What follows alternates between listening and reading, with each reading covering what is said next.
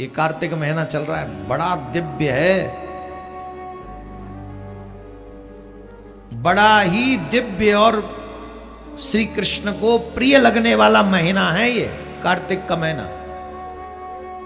इसलिए आप लोग समझ नहीं पा रहे हैं, शायद छत्तीसगढ़ में इसका क्या महत्व है मुझे नहीं पता, पर हमारे वृंदावन में तो कार्तिक महीने का बड़ा महत्व, बहुत ज्यादा।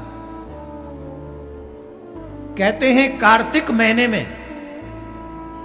अगर कोई पूरे महीने भर नियम से विधान से इस व्रत को करे, साधना करे, कृष्ण की उपासना करे, तो जो वो चाहते हैं उन्हें वो प्राप्त हो जाता है, जो चाहते हैं वो प्राप्त हो जाता है। स्नान होता है 3:30 से 4 बजे के बीच में, यह है कार्तिक का स्नान।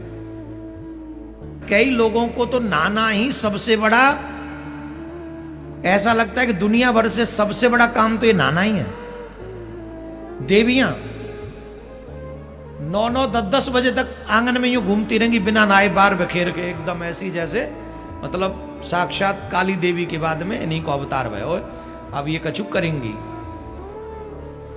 जितनी देर आप स्नान में विलंब करते हो उतनी देर आप अशुद्ध अवस्था में रहते हो, और अशुद्ध अवस्था में बनाई हुई चाय, अशुद्ध अवस्था में बनाया हुआ भोजन जो भी ग्रहण करेगा उसकी बुद्धि नष्ट होगी, भ्रष्ट होगी, कोई रोक नहीं सकता।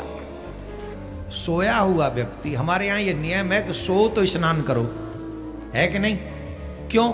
बोले सोया हुआ व्यक्ति मुर्दे के समान है और मुर्दे को छूने से पाप लगता है, अशुद्धि होती है, इसलिए पहले स्नान करो। हम लोग मुर्दे को भी कांदा देते हैं तो उसके बाद स्नान करते हैं। तो हर दिन हम मरते हैं, मतलब सोते हैं, और सोते हैं तो उससे सबसे पहला काम स्नान है, तब शुद्ध हो गए।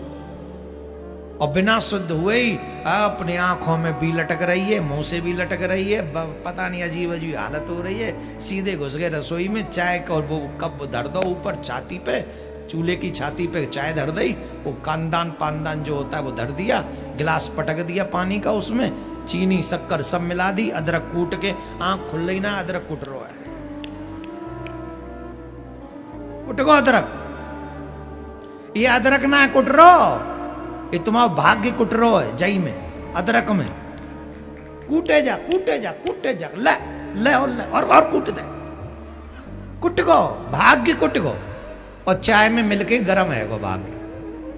अब सियावर रामचंद्र की जय, जो जो पीवे गो वाह को तो है गो कल्याण। फिर कहते काम नहीं चल रहा है और पी ले चाय अदरक वारी।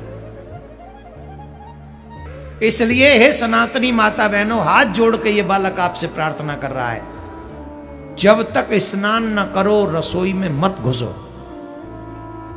अगर स्नान तुम्हें 10 बजे करना है तो 10 बजे तक रसोई में मत जाओ, रसोई अशुद्ध मत करो। और जिस घर की रसोई अशुद्ध हो जाती है उस घर का विकास तो परमात्मा भी नहीं कर सकता, औरों की तो बात छोड़ दीजिए।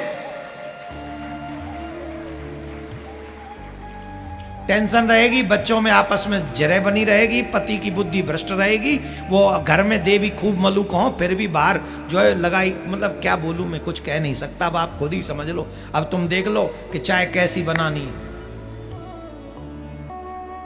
अगर चाहते हो कि पति की बुद्धि भ्रष्ट हो जाए तो चाय ऐसी बनाओ जैसी बन रही है, और अगर चाहते हो कि पति की बुद्धि सही रहे तो इसके लिए सबसे पहला स्नान जरूरी है और रसोई का शुद्धिकरण जरूरी है। जब रसोई में शुद्धिकरण होगा तो पति भी घर के भीतर ही बंद रहेगा। राधे राधे।